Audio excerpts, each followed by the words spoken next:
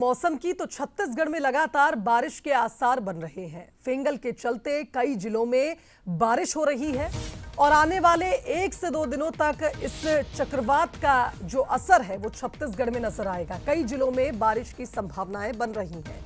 आपको बता दें कि अगर बस्तर संभाग की बात की जाए तो बस्तर संभाग के जिलों में बारिश के आसार बन रहे हैं।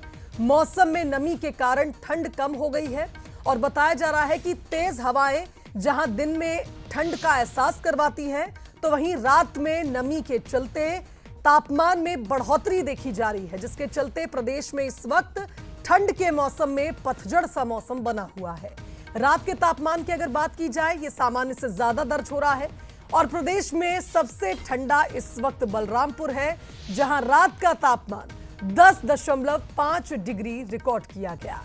कुल मिलाकर ये कहा जाए फेंगल तूफान का असर कहीं ना कहीं नजर आया छत्तीसगढ़ में और आने वाले 3 से 4 दिनों तक इसका असर देखने को मिलेगा। संवाददाता संतोष का रुख कर लेते हैं, हमारे साथ इस खबर पर लाइव जुड़ गए हैं। संतोष, जिस तरह से फेंगल आया और कहीं ना कहीं छत्तीसगढ़ के मौसम को ही उसने बदल दिया। दिन में ठंड लग रही है, रात में नमी के चलते गर्मी सी लगती है लोगों को और कुल मिलाकर यह कहा जाए पतझड़ सा मौसम हो गया है, तेज हवाएं चलती हैं। कुल मिलाकर यह कहा जाए फेंगल तो अब शांत हो जाएगा, लेकिन आने वाले 3 से 4 दिनों तक इसका असर पूरे प्रदेश में देखने को मिलेगा।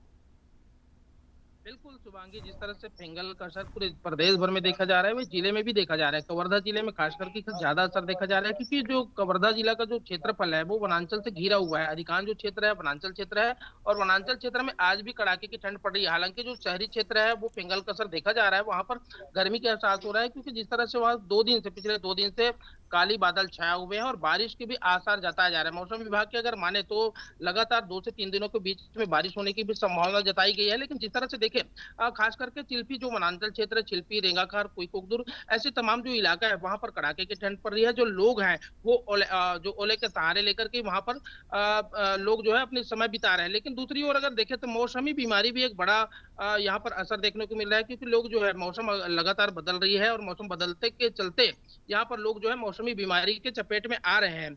जिले में अगर ठंड की बात करें हम तो ठंड जिस तरह से शुरुआती दौर पे कड़ाके की ठंड पड़ी थी, लेकिन पिछले 2 दिनों से अगर देखें तो रात में गर्मी का एहसास जरूर यहाँ पर देखने को मिल रहा है। लेकिन जिस तरह से यहाँ पर जो काली बादल है वो छाया हुए हैं और खास करके जो कवर्धा जिले में धान की फसल अभी भी खेतों में खड़ी हुई है, कटाई नहीं हुई है, तो कहीं ना कहीं बारिश होती है तो इनका नुकसान देखने को मिल सकता है।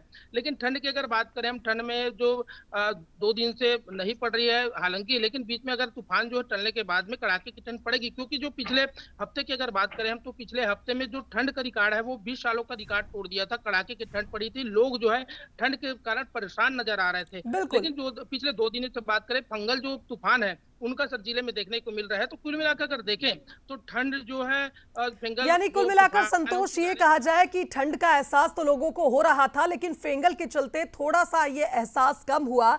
लेकिन आने वाले दिनों में मौसम वैज्ञानिकों ने भी ये अनुमान लगाया है कि एक बार फिर छत्तीसगढ़ में ठंड का दौर शुरू होगा और कड़ाके की ठंड पड़ेगी क्योंकि अब दिसंबर के महीने की शुरुआत हो चुकी है। फिलहाल बहुत शुक्रिया आपका तमाम बातचीत के लिए।